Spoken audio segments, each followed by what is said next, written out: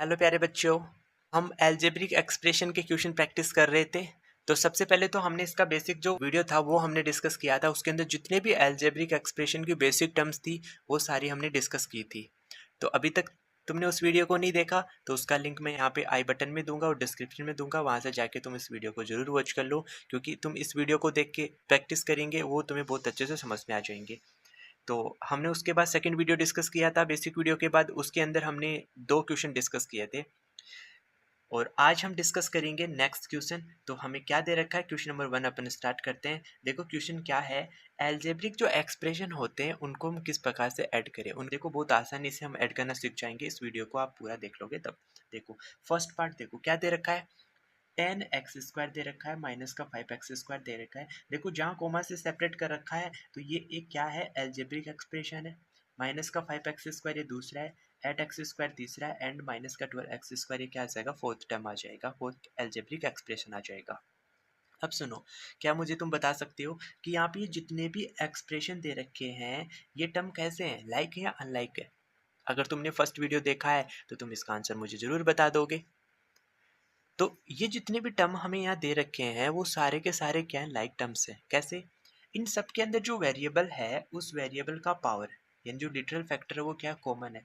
यहाँ x² है, यहाँ पे भी x² है, यहाँ पे भी x² है, यहाँ पे भी x² है। इसका मतलब हम इन सारे टर्म को क्या बताने वाले हैं, लाइक टर्म बताने वाले हैं, क्योंकि यहाँ पे जो लिटरल फैक्टर है वो क्या है, कॉमन है, सेम लिटरल फैक्टर है। ओके, तो हमें इनका क्या करना है, एडिशन करना है। कैसे करोगे, जैसा नॉर्मली अपन नंबर्स का करते हैं, संख्याओं का करते हैं, वैसे ही हम करेंगे। तो लिख लो, सबसे पहले हमें कितना दिया, 10x² दिया।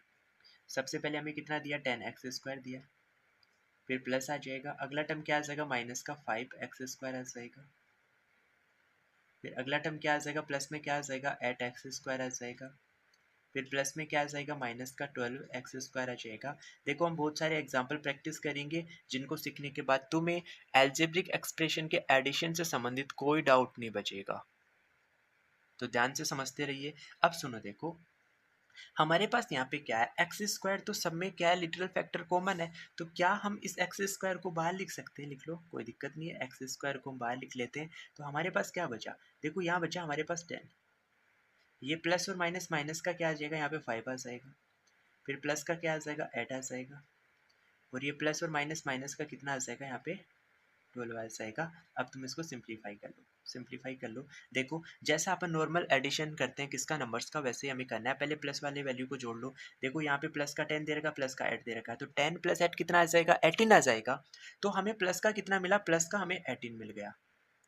अब माइनस वैल्यू देख लो, माइनस में 5 दे रखा और माइनस का 12 दे रखा, तो ये माइनस माइनस भी प्लस होगा। तो 12 + 5 कितना आ जाएगा, 17। तो 17 हम क्या कर देंगे, माइनस कर देंगे, तो कितना बचेगा, 1 बचेगा। यानी 1 और इंटू में क्या है, इसके साथ बाहर x² है। यानी यहाँ से हमें इसका आंसर कितना पता चला, x²। ये x² क्या आ चुका है, इन सारे टर्म्स को ऐड करने पे आंसर मिल चुका है।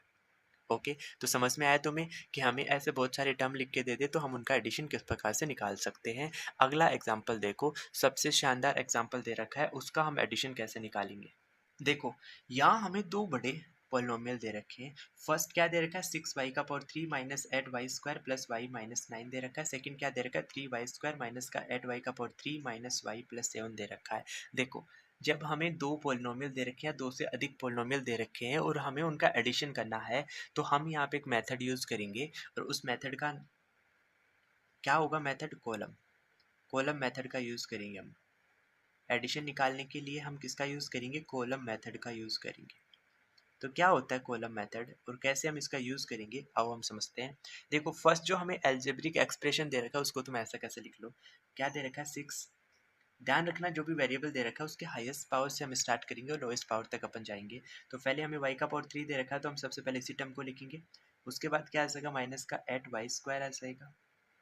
फिर प्लस में क्या आ जाएगा, y आ जाएगा, और माइनस में क्या आ जाएगा, 9 आ जाएगा। क्या तुम्हें ये टर्म समझ में आ गया?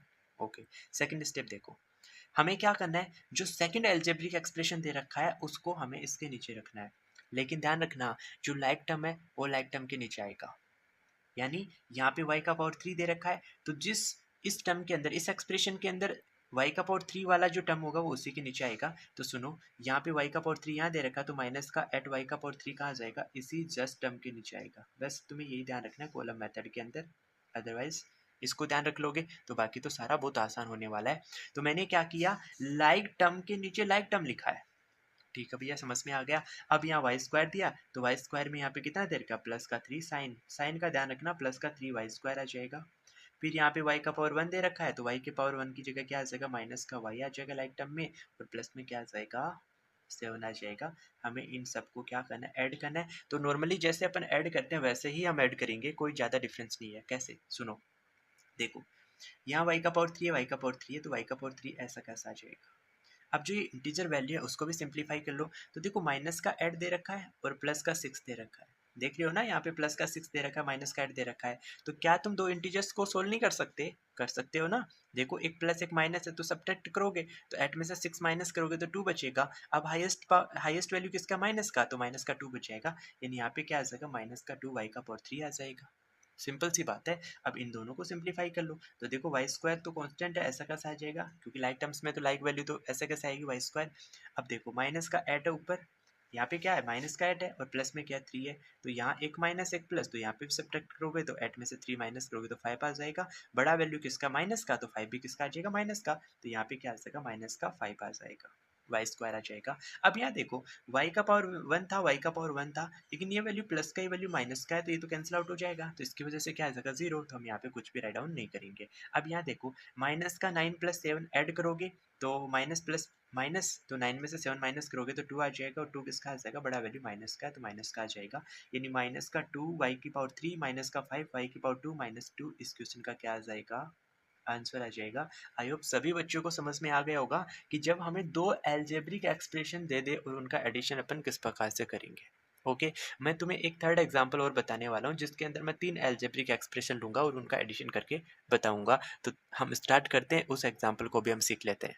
यदि तुम्हें इससे रिलेटेड कोई भी डाउट बचता है तो आप मुझे कमेंट करके ज़रूर बताना। ओके, तो देखो अगला एग्जांपल देखो, क्या दे रखा है, 3 एक्सप्रेशन दे रखे हैं। फर्स्ट ये दे रखा है, जहाँ कोमा लगा दिया उसके बाद सेकंड आ जाएगा, एंड क्या आ जाएगा, थर्ड आ जाएगा। सुनो, क्या किया था हमने, एडिशन निकालने के लिए कॉलम मेथड का यूज़ किया था।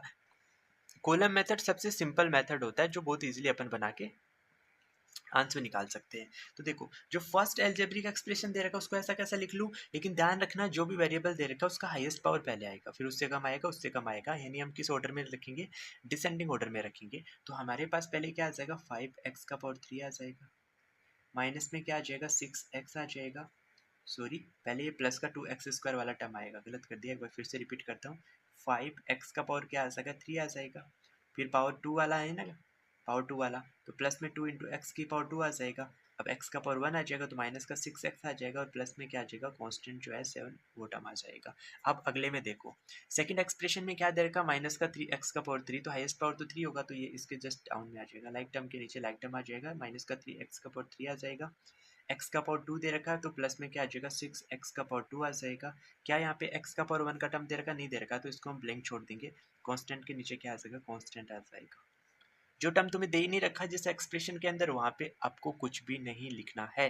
अगला एक्सप्रेशन देखो, x का पावर 2 प्लस 2x माइनस 4, क्या इसमें तुम्हें x का पावर 3 का एक्सप्रेशन टर्म दिया, नहीं दिया, तो उसका स्पेस क्या हो जाएगा, ऐसा कैसे रह जाएगा, यहाँ पे क्या आ जाएगा, प्लस में x का पावर 2 आ जाएगा, इसके साथ तुम 1 लगा सकते हो, एंड प्लस में क्या आ जाएगा, 2x, x के टर्म के नीचे, यहाँ x का टर्म है उसके नीचे आएगा 2x, और कांस्टेंट क्या आ जाएगा, कांस्टेंट के नीचे आ जाएगा माइनस का 4। हम इसको क्या कर लेते हैं, सिंप्लीफाई कर लेते हैं, कर लो, आंसर हमें मिल जाएगा इसका। देखो सुनो, यहाँ देखो x का पावर 3 लाइक टर्म है तो x का पावर 3 तो ऐसा कैसा आ जाएगा, सिंप्लीफाई कर लो। देखो प्लस का 5 है, प्लस के 5 में से 3 माइनस करोगे तो यहाँ प्लस का क्या बच जाएगा, 2 बच जाएगा। अब यहाँ देखो लाइक टर्म था तो एक्स स्क्वायर ऐसा कैसे आ जाएगा, इंटीजर स्क्वायर कर लो, तो 2 प्लस 6 8 प्लस 1 क्या आ जाएगा, 9, तो प्लस का क्या आ जाएगा, यहाँ पे 9 आ जाएगा। ऐसे यहाँ देखो, यहाँ x का पावर 1 है, x का पावर 1 है, लाइक टर्म है तो यहाँ पे तो क्या आ जाएगा, x ऐसा कैसा आ जाएगा, माइनस 6 प्लस 2 को सिंप्लीफाई कर लो, तो देखो सब्ट्रैक्ट करोगे, 6 में से 2 माइनस करोगे तो 4 बचेगा, और 4 किसका बचेगा, बड़ा वैल्यू किसका, माइनस का, तो माइनस का क्या आ जाएगा, 4x आ जाएगा।